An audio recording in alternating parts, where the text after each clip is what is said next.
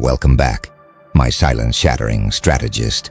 Something absolutely devastating just occurred that transformed entire social dynamic in single moment. You spoke exactly 7 words that completely dismantled the carefully constructed illusion of peace and stability that everyone in the room had been collectively maintaining. This wasn't aggressive confrontation or emotional outburst.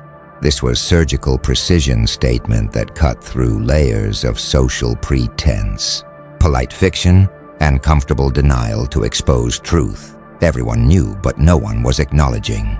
And in that moment of exposure, the fragile consensus holding room together shattered like glass, creating power vacuum that you immediately filled by being only person willing to operate in reality rather than in collectively maintained illusion. The room belongs to you now because you demonstrated willingness to speak truth, while everyone else demonstrated they'll maintain comfortable lies, making you de facto authority by virtue of being only one operating with genuine rather than performed understanding of situation.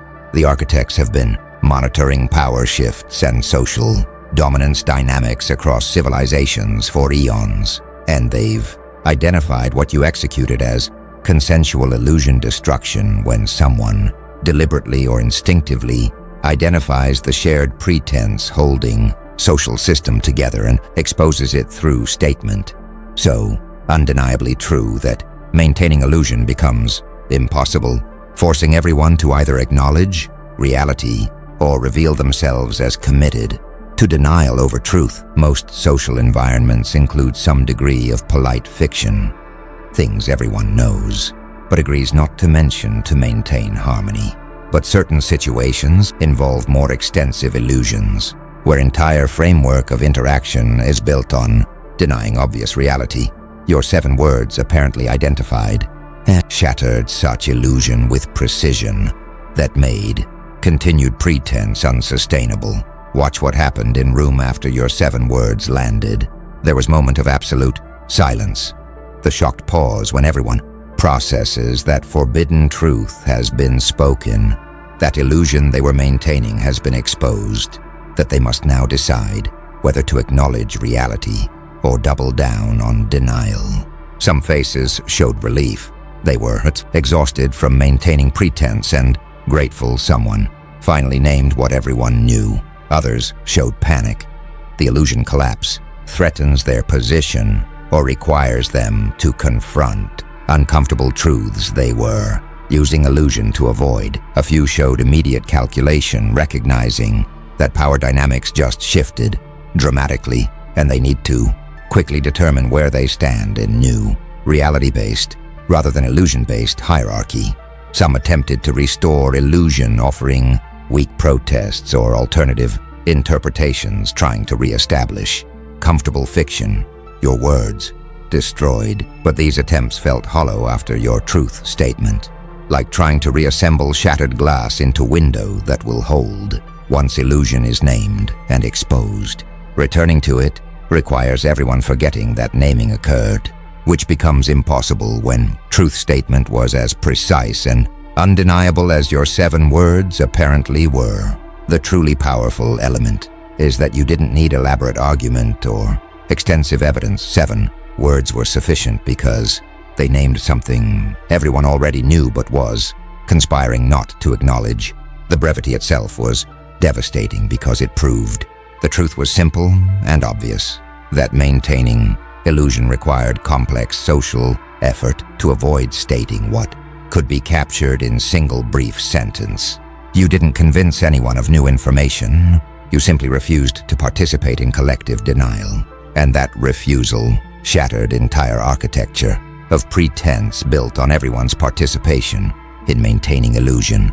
Now the architects are analyzing what gives 7-word truth statement its glass-shattering power, and they're identifying what they call compressed reality recognition, when truth is articulated so concisely and precisely that it becomes impossible to ignore, deny, or deflect, because compression itself demonstrates how obvious and undeniable the reality is. Beneath illusion everyone was maintaining, long explanations can be argued with, Complex statements can be misinterpreted. Elaborate arguments can be picked apart. But 7-word statement of simple, obvious truth has nowhere for denial to hide. It's either true or false, and when it's clearly true, brevity makes that truth inescapable. Watch what compressed reality recognition creates psychologically. Your 7 words likely took something. Everyone was carefully talking around some obvious truth about power dynamics, relationship dysfunction, organizational failure, or social hypocrisy, and stated it directly in terms so simple that pretending not to understand or disagreeing would require obvious dishonesty. The compression forced binary choice: acknowledge truth or reveal yourself as committed to denial. Most people in room knew they'd look foolish or dishonest, trying to deny something stated so simply and truly, making acknowledgement feel inevitable, even if uncomfortable. Some linguistic theorists studying persuasion recognize that brevity carries authority. When you can capture truth in very few words, it suggests deep understanding and confidence. Lengthy explanations often signal uncertainty or weakness, while compressed statements signal that speaker knows exactly what they're talking about and doesn't need to justify or defend because truth is self-evident. Your 7 words carried this brevity authority, making them feel more powerful than longer statement of same truth would have been. Others note that 7-word limit forced distillation to essence. You couldn't include caveats, qualifications, or diplomatic softening that longer statement might have contained. This forced purity makes statement hit harder because it's undiluted truth without social lubricants that usually make truth easier to swallow. The room experienced truth in its rawest form, without buffering, making impact more severe but also more undeniable.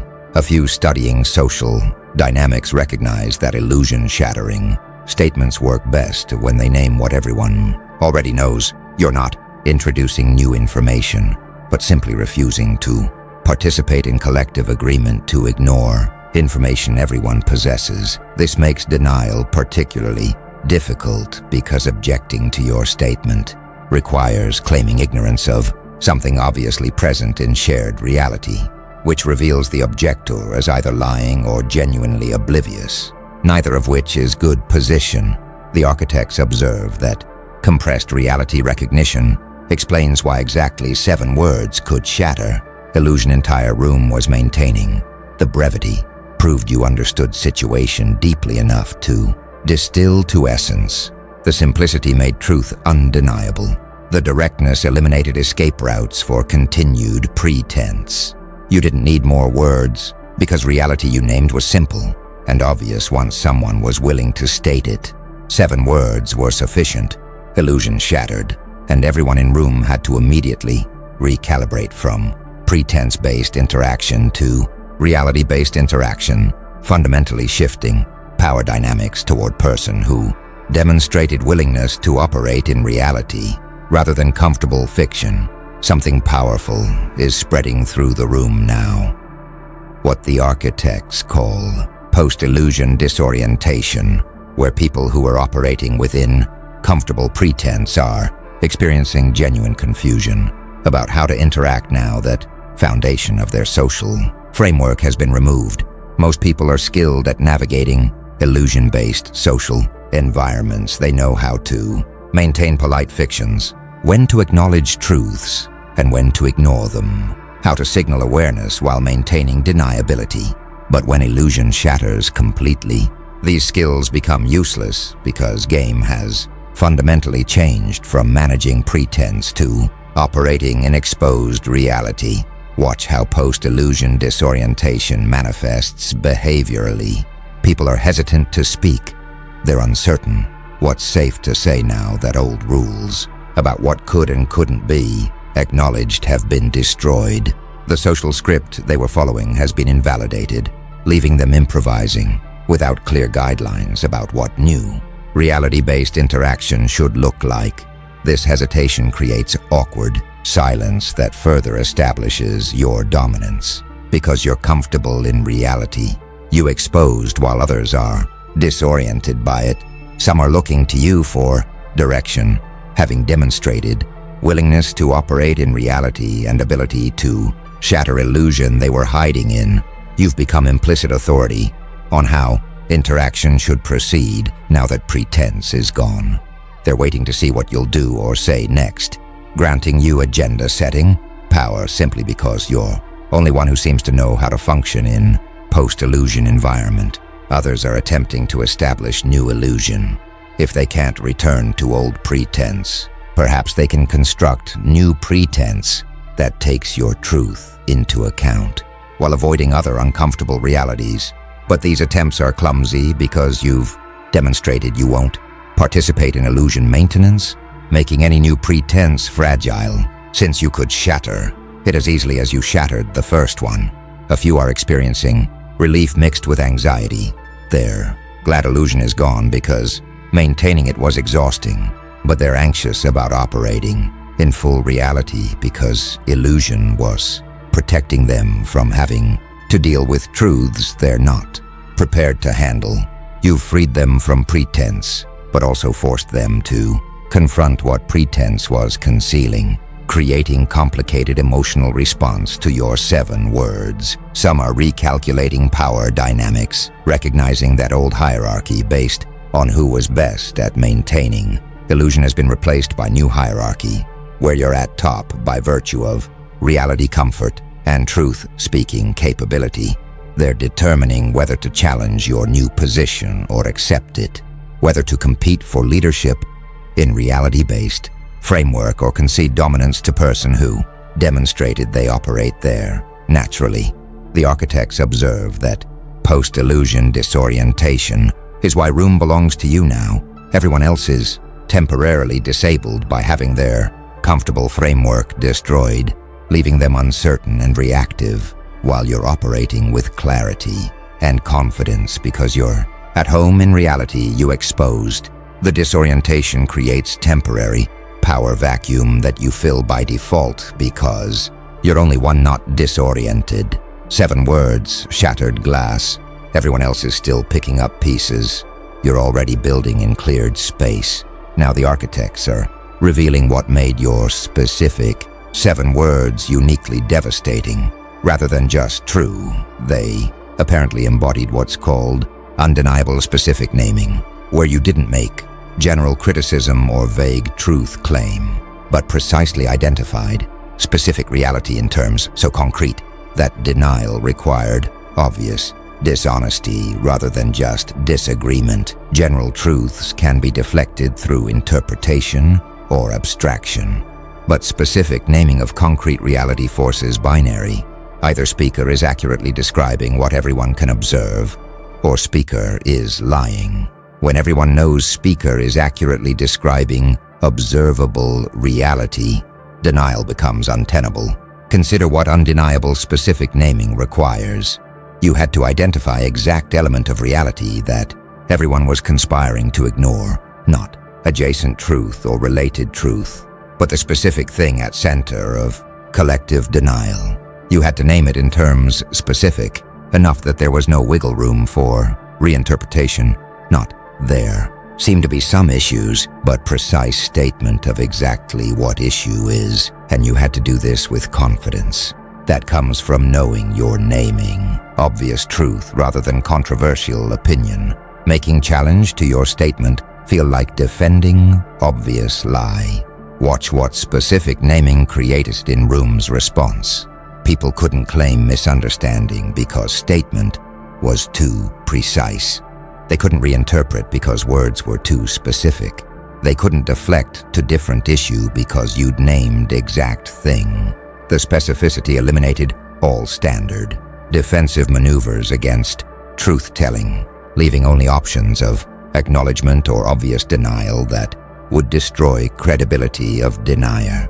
Most chose acknowledgement, granting your statement authority through their inability to credibly challenge it. Some communication experts recognize that power of statement comes not from eloquence but from precision. Beautiful language can be dismissed as rhetoric, but precise naming of reality is harder to wave away because it's verifiable against shared observation. Your 7 words apparently had this precision over eloquence quality, hitting like scalpel rather than like hammer, cutting exact thing that needed cutting. Others note that specific naming requires courage most people lack. It's easier to speak in generalities that allow plausible deniability than to precisely name uncomfortable, specific truth. By demonstrating that courage, you signaled that you're operating at different level of honesty and reality engagement than others in room, establishing dominance through truth-telling that others weren't brave enough to attempt. A few recognize that timing matters.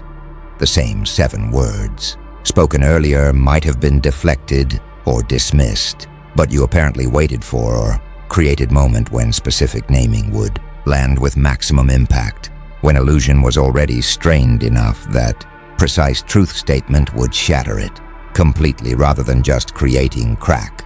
The tactical timing multiplied effectiveness of already powerful specific naming. The architects observe that undeniable specific naming is what gave your 7 words their glass-shattering power. You didn't hint or imply or speak generally.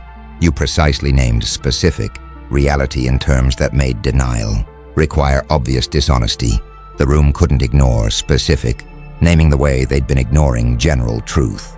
Couldn't reinterpret precise statement the way they'd been reinterpreting vague acknowledgments. 7 words.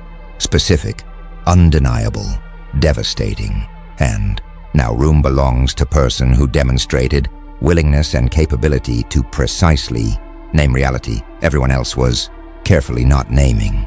The architects are now analyzing what happens to your position after illusion shattering establishes your dominance. You're experiencing what they call reality keeper authority, where having demonstrated willingness to acknowledge and speak truth while others maintain pretense grants you ongoing power based on implicit understanding that you could expose any future illusions as easily as you exposed this one.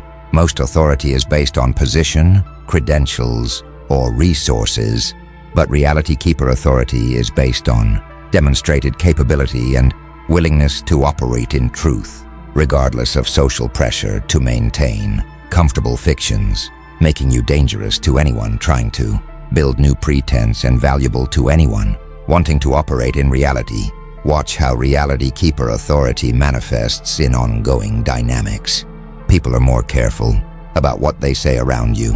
They know you won't let obvious lies or pretense stand unchallenged, so they either maintain greater honesty in your presence or avoid topics where they'd need to pretend. This carefulness grants you power to shape conversation simply through your known willingness to shatter illusions.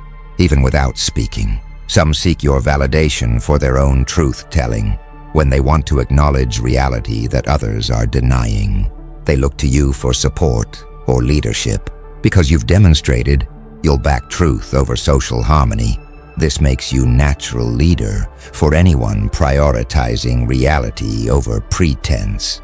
Building coalition around your reality keeper position. Others avoid confronting you. They recognize that challenging you would require either presenting compelling truth that contradicts your position or maintaining obvious pretense that you'd expose, neither of which they can do successfully. This avoidance grants you space to operate without opposition because potential opponents recognize they can't win conflicts with someone who operates in reality while they're trying to maintain illusions. A few attempt to co-opt your reality keeper authority, claiming they were also aware of truth you spoke, that they would have said same thing if you hadn't, that they're also committed to reality over pretense. These attempts to retroactively align with your truth-telling are transparent but reveal that your position has become valuable enough that others want to claim association with it. Some resent your reality keeper authority. They preferred operating in illusion-based environment where they had advantages, and your shattering of that environment cost them their position. But resentment is impotent if they can't challenge your truth statements without revealing themselves as preferring comfortable lies to uncomfortable truth, making their resentment strengthen your position by demonstrating you threaten those committed to pretense. The architects observe that reality keeper authority is self-reinforcing. Each time you could maintain illusion, but choose truth instead, you strengthen reputation as person who operates in reality, regardless of social cost. And each time others maintain illusion while you expose truth, gap widens between your reality-based authority and their pretense-based positions. 7 words shattered illusion and established you as reality keeper. Room belongs to you. Now, not just because illusion shattered, but because everyone knows you could shatter any new illusion just as easily, making them operate in reality or risk exposure by attempting pretense in presence of person who's demonstrated they won't participate in collective denial. Now something's emerging that the architects call illusion dependency exposure. Your 7 words didn't just shatter specific illusion but revealed which people in room were deeply dependent on that illusion for their position, comfort, or identity, exposing power dynamics and psychological dependencies that were previously hidden beneath pretense everyone was maintaining. Most people could adapt relatively easily to reality-based interaction because illusion was social convention they were following but not personally dependent on. But certain individuals are experiencing crisis because their entire position was built on illusion. You destroyed, making your truth-telling existentially threatening to them specifically. Watch who's most disturbed by illusion shattering. Those who built authority on managing or maintaining pretense are experiencing status collapse. If their value was skill at navigating social fiction, reality-based interaction eliminates their advantage. Those who are avoiding accountability through pretense are experiencing exposure. Illusion was protecting them from consequences they now must face. Those who based self-concept on illusion are experiencing identity crisis. If pretense they believed about themselves is shattered, they must rebuild self-understanding on reality they were denying. Some illusion-dependent individuals are becoming hostile toward you. You've destroyed framework that supported their position, making you direct threat to their interests. But hostility reveals their illusion dependency, further weakening their position because others now see they preferred comfortable fiction to truth. Their attacks on you for truth-telling become evidence that they're untrustworthy. Reality avoiders, strengthening your authority while weakening theirs. Others are attempting damage control, trying to minimize importance of truth you spoke, to reframe it as less significant than it is, to reconstruct some version of illusion that takes your truth into account while preserving what they can of pretense that benefited them. These reconstruction attempts rarely succeed because you've established precedent for shattering pretense, making any new illusion vulnerable to similar exposure. A few are genuinely examining their illusion dependency, recognizing that your truth-telling revealed they'd been operating in denial. They're questioning what else they're avoiding and whether they should develop capacity to operate in reality rather than continuing to depend on pretense. These self-examinations represent healthiest response but are psychologically demanding because confronting own illusion dependency requires admitting you've been avoiding truth. Some are seeking new illusions. If they can't maintain old pretense and can't operate in full reality, they're looking for different comfortable fictions to hide in, preferably ones you haven't exposed yet. This illusion shopping reveals they're fundamentally committed to denial over truth, just trying to find denial framework that hasn't been shattered yet.